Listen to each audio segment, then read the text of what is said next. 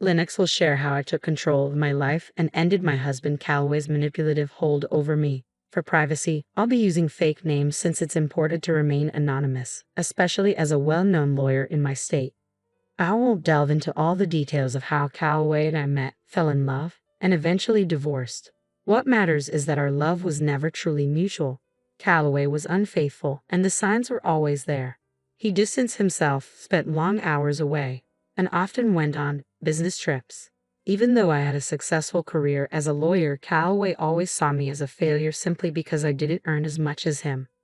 One day, during one of his many trips, I made the decision to investigate. I found an old laptop of his and discovered a hidden Facebook account, which confirmed my worst fears. He was having an affair with a beautiful woman he clearly considered more attractive than me. Calloway constantly criticized my appearance, and it crushed me to realize he had chosen someone else. Angry and heartbroken, I confronted him the moment he returned. "Calloway, are you cheating on me? I have proof," I demanded. His response was cold, almost cruel. "Lennox, you just aren't interesting to me anymore. You're always wrapped up in your pointless cases, ignoring me.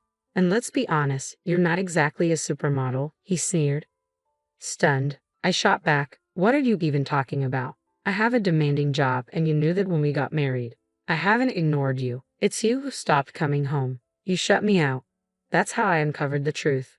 But instead of guilt or regret, Calloway's heartless response left me speechless. He twisted everything, making it seem as though his infidelity was somehow my fault. A ridiculous claim I wasn't going to let him get away with. Rather than defend himself, Calloway's tone turned even colder. He smirked and said, "I'm glad you found out, Lennox. Now I don't have to hide her anymore. She's gorgeous, and we're going to have a perfect life together after I divorce you. Finally, I can marry someone worthy of my name." His words hit me like a punch to the gut. A chill ran down my spine as I realized he had been planning this all along. Worse, he was openly insulting me, praising this other woman as if she were the better choice. There was no apology, no remorse, only arrogance. He acted as though it meant nothing to him. Tears streamed down my face as he continued to boast about how he was going to leave me. This was the man I had loved for over a decade, and his cruel words shattered my heart. Through my sobs, I asked, "How could you say that, Calloway? After all these years?" "I've stood by you through everything," I said, my voice shaking with a mixture of anger and hurt. "I honored our vows and put you first, always. How could you do this?" Calloway's expression remained cold and dismissive. "It doesn't matter anymore, Lennox. You're just not right for me. I'm a successful business owner now, and I need someone who matches my status. A woman with average looks and a law degree that impresses no one just isn't good enough for me." Humiliated, I felt my chest tighten, but I refused to stay silent. "How could you say that, Calloway? I may not fit your shallow definition of beauty, but I'm a strong, capable woman. I've been a good wife to you, and now you're throwing me away." Without hesitation, he cut me off, his voice cold as steel. "I'm not considering divorce, Lennox. I've already decided. I hired a top lawyer, and the papers are ready. I'll be filing soon. You better pack your things and leave before I get back. I don't want to see your face around here anymore."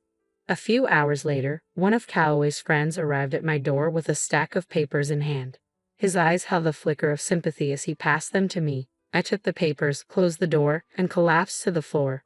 The weight of everything crashed down on me, and I sobbed uncontrollably for what felt like hours, realizing I had wasted years of my life on a man who never truly loved me. But as my tears dried, something shifted inside me. I wasn't going to let this defeat me. I was stronger than this, and I was going to prove it, to him and to myself. Before the man left, he let something slip. Calloway was planning to drag out the divorce. At first, I was confused, but then it hit me, the prenuptial agreement. If Calloway cheated, I was entitled to half of his business. In my emotional state, I had forgotten all about it. Now, it all made sense. He wanted to prolong the process, hoping I'd give up and walk away without claiming what was rightfully mine. That wasn't going to happen. I immediately reached out to his lawyer and scheduled a meeting. Within 2 days, I was ready to fight back, and I wasn't leaving without everything I deserved. I moved out of Calloway's house and returned to my childhood home, which was still in my name. Once everything was packed, I sent him a message. "I've moved all my things out of your house. Don't worry, I took my ugly face and body out of your sight." His response came quickly, dripping with arrogance. "Good. My lawyer is the best, so don't expect much from this fight. But I stayed calm. I'm not giving up my share of the business. Keep your distance from me, Calloway. I was done letting him manipulate me. This time, I would stand my ground and make sure he didn't get away with taking what was mine. I was ready for whatever battles lay ahead. His next text only fueled my determination. I don't want to talk to you anymore. Speak to me through my lawyer from now on, and make sure you stay out of my house. The disrespect and condescension in his words sparked a fire deep inside me. It's funny how rage and betrayal can give you strength. Suddenly, everything became crystal clear. I almost laughed. Calloway had no idea who he was messing with. Neither did his lawyer, Jake. I arranged to meet Jake at a local cafe. When I arrived, I saw the moment he recognized me. His composure faltered and his hands trembled slightly. Though he tried to act professional, it was obvious that Calloway had not prepared him to face someone like me. Jake forced a nervous smile as we greeted each other, and I decided to ease the tension. It wasn't his fault I was caught up in this mess. "Hello, Jake. Nice to see you," I said pleasantly, watching the surprise flicker across his face. "Ma'am, I wasn't expecting you to come in person," he stammered, clearly unsettled. "The last names probably threw you off," I replied smoothly. "I got married after becoming a lawyer. I use my maiden name for work." "Oh, I see," Jake muttered, shifting in his seat, still visibly uncomfortable. "Let's not dance around it, Jake," I said, leaning in slightly. "Your client told you to drag this case out, didn't he?" He squirmed under my steady gaze, unsure how to respond. I decided to give him a way out. "You don't have to answer that. I've been married to Calloway for over a decade. I know exactly how his mind works." Jake fidgeted, trying to maintain his composure, but my words clearly hit home. Years of experience as a lawyer had taught me how to put pressure on opponents, and Jake was no exception. I wasn't here to intimidate him, though, just to make it clear that I wasn't someone to be underestimated. I leaned in slightly and gave Jake a reassuring smile. "Look, Jake, I know none of this is your fault, so let me explain what's really going on with this divorce." He blinked, looking confused. "What do you mean, ma'am?" he asked, clearly not expecting what was coming next. "Did Calloway happen to mention that he cheated on me?" I asked, watching his face closely. His expression shifted, and I could see the truth dawn on him. He had no idea. "No, he didn't mention anything about that," Jake admitted, flustered. "But he did say you might try to make some wild claims to ruin him." I shook my head, giving him a sympathetic smile. "Oh, Jake, Calloway played you. But hey, you'll be happy to know he really thinks you're one of the best lawyers out there. He has a lot of faith in you." Jake's smile was uncertain. "That's kind of him to say," he murmured, clearly overwhelmed. "But I'll never measure up to you, ma'am. I wish he had told me you were a lawyer too. He only said you worked at a firm." I rolled my eyes. Typical Calloway. He never appreciated my achievements. He always looked down on my work and never took me seriously. I paused, letting that sink in before adding, "But I was smart enough to make sure we had a prenuptial agreement." Jake's eyes widened, clearly caught off guard. The word prenup hit him like a ton of bricks. He fidgeted in his seat, scrambling to process what I'd just revealed. There's a prenup in this marriage," he stammered, looking almost panicked. "Your husband didn't mention that. Do you have any proof, ma'am?"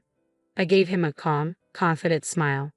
"Oh, I have all the proof you need." I pulled a folder from my bag and placed it gently on the table between us.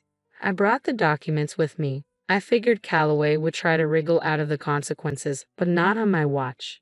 Jake swallowed hard, his hands visibly trembling as he reached for the folder. "I'd really like to see those papers, ma'am," he said nervously. "I'll need proof of the affair if you have any," Jake said, his voice cautious. "Don't worry," I replied smoothly, opening my bag. "I've got everything right here." I handed him all the evidence, messages, photos, legal documents. Everything was meticulously organized and ready. Jake took his time, reviewing each piece carefully. As he examined the evidence, I watched the defeat settle into his expression. He knew there was no way Calloway could come out of this unscathed. After what felt like an eternity, Jake looked up at me, resigned. "You have solid proof of everything, ma'am," he admitted. I had no idea about any of this. "I figured as much," I said, keeping my tone even. "I know how hard it is to deal with clients who aren't being honest, especially when the other side has a strong lawyer." "You're right about that, ma'am." Jake sighed, clearly weighed down by the reality of the situation. I think that's all we need to discuss for now. I'll have to have a serious talk with my client before we proceed. Someone will be in touch, though I can't promise it'll be me. I knew what he was hinting at, but I didn't comment.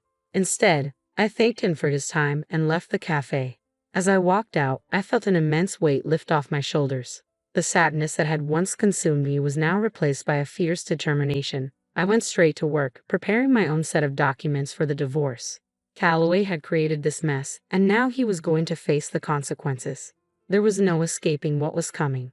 The very next day, Calloway broke the silence. Despite instructing him to contact me only through his lawyer, he called me directly. His voice was furious when I answered. "What did you say to my lawyer, Lennox?" he barked. I couldn't help but smile. "Oh, look who's calling me after telling me to stay away. What happened with your lawyer, Calloway?" "Stop messing around, Lennox. Tell me what you said to him that made him quit today." "Your lawyer quit today? How unfortunate," I said, dripping with sarcasm. "That's really too bad, Calloway. I guess you should have been honest about what you're up against, Calloway." "You don't know what you're talking about," he spat. "You're a nobody. I won't let you take my family business." "Oh, I'd love to see you try," I replied, my voice steady. "I'll hire a better lawyer than you ever could, and when we're done, you'll be the one begging me for mercy." "Well, good luck with that, Calloway," I said calmly. "Just a word of advice. Make sure you tell your new lawyer about the affair and the prenup." There was a pause, then the sharp click of him hanging up. I couldn't help but chuckle. He was in way over his head, and he didn't even know it yet. Calloway tried to find another lawyer, but word travels fast. My reputation in town was solid, and no decent lawyer wanted to be caught in his sinking ship. Anyone who entertained his lies would be swiftly dismantled once I laid out the evidence. He had promised to make me beg for mercy, but I knew it was only a matter of time before the tables turned. And I was right. One morning, as I was getting ready for work, a knock at the door interrupted me. It was early, and I wasn't expecting anyone. When I opened the door, there he was, Calloway, looking exhausted and utterly defeated. For a moment, I just stared at him, debating whether to send him away. But I let him in. I didn't want a scene outside my house. I had enough on my plate as it was. The moment the door closed behind him, I didn't bother with pleasantries. "Make it quick, Calloway. I don't have time to waste on you. And frankly, I have no idea why you're even here. We were supposed to handle everything through our lawyers." "Yeah, about that," he mumbled, eyes downcast, clearly embarrassed. "I haven't been able to find a good divorce lawyer yet," Calloway admitted, looking defeated. "Oh, that's unfortunate," I said with mock sympathy. "You'd better hurry. I hear Callista's been dying to marry you." "I'm not worried about her anymore," Calloway muttered, shaking his head. "Listen, Lennox, we need to talk. You've been sabotaging my chances with every lawyer. It's unfair." I burst out laughing, genuinely amused by his audacity. "Sabotaging you? Oh, Calloway, that's rich. The fact that you even think that just shows how little you respect me or my profession. You thought you could throw money at people and they'd fall at your feet, didn't you?" His face twisted with frustration. "I don't get it. What did I even do wrong?" I crossed my arms and stared him down. "Should I remind you? You lied to your lawyers about the affair, about the prenup. That's enough to embarrass any lawyer in court. No one wants to represent a client they can't trust, Calloway. And if you haven't realized by now, my name carries weight in this town. You might think I'm nothing, but I've built a reputation, a solid one." Calloway slumped, his shoulders sagging under the weight of realization. "I know that now, Lennox," he said quietly, regret dripping from his voice. "I tried being honest with a few lawyers, but none of them are willing to take my case." "Well, that's what happens when you're up against an ironclad prenup," I said coldly. "You should have thought twice before you cheated. But it's too late now. No sane lawyer is going to take your side, and you will give me half of your business." His face fell, and I could see the panic in his eyes. The business was the only thing he truly cared about. That's why he tried to hire the best lawyer he could, to drag this divorce out and exhaust me into giving up my claim. But now, after days of rejection, even he knew the game was over. Then, as if it were his last resort, Calloway did something I never expected. He started to cry. "Please, Lennox," he begged, his voice cracking. "You know how much this business means to me. Don't take it. Take everything else, just not the business." "Why not, Calloway?" I asked, my voice sharp. You were the one who insisted on putting that clause in the prenup, the one that says I get half if you cheat. You wrote your own fate. After everything you've done, do you really think I'm going to walk away empty-handed? I deserve this. It was a mistake, Lennox, he whispered, tears streaming down his face. I swear, the affair was a huge mistake, Calloway pleaded. I've even put the relationship on hold because I realized how wrong it was. Maybe we can give our marriage another shot. I'm sure we can make it work. I let out a loud, incredulous laugh. The audacity of this man was astounding. He was actually asking me to reconcile, as if I would be foolish enough to even consider it. I had heard the rumors that things between him and Calista weren't going well. Apparently, she was upset, and Calloway was unhappy too. But if he thought that was enough to win me back, he was out of his mind. I had learned my lesson the hard way. Marrying Calloway was a colossal mistake, and I wasn't about to make it again. I knew exactly why he was suddenly so desperate to get me back. You must be delusional if you think I'd even consider it, Calloway. Do you think I'm stupid? I know you want me back just to avoid splitting your business. Lennox, we were happy once. Can't we just look past this mistake and start over? I'll cut off Calista, I swear, he begged, trying to sound sincere. There's no need for that, Calloway, I replied, shaking my head. That woman will be gone the minute she finds out you won't be rich anymore after the divorce. As for me, this is my golden opportunity to walk away from this sham of a marriage. I'm actually grateful you showed me your true colors before we ever had kids. Now you're going to deal with the consequences of your actions. I was done. There was nothing left to say. Calloway continued to plead, trying to convince me not to take his business, but his desperate cries only reminded me of the countless nights I had cried myself to sleep because of his betrayal. Seeing him in such a pathetic state filled me with a sense of satisfaction. My revenge was complete. All I wanted now was a clean break to start fresh, and I got more than I expected. Karma hit Calloway hard and fast. For weeks, he tried everything to change my mind, begging me to come back home, but I ignored it all. I wasn't interested in his drama. I was ready to move on. Since he had already filed for divorce, I hired someone from my firm to represent me. I wasn't a divorce lawyer and wanted as little interaction with him as possible. After a month of futile attempts to win me back, Calloway realized he had no choice. He was forced to hire a lawyer and agree to a clean break. He knew that if this went to court, he'd be publicly humiliated and waste even more money on legal fees. So he conceded to a mutual divorce. Thanks to the prenup, it was easy for me to get the settlement I deserved. I had ample proof of Calloway's infidelity, and as the prenup stated, he had to give me half of his business. Of course, he wasn't happy about it, but there was no way out. Reluctantly, he signed over half of his company to me. We even offered him a chance to buy me out, but he had no money left. You might wonder how a big business owner like Calloway ended up broke. It's simple. He spent it all on Calista. The irony was delicious. She wasn't taking his calls or texts anymore.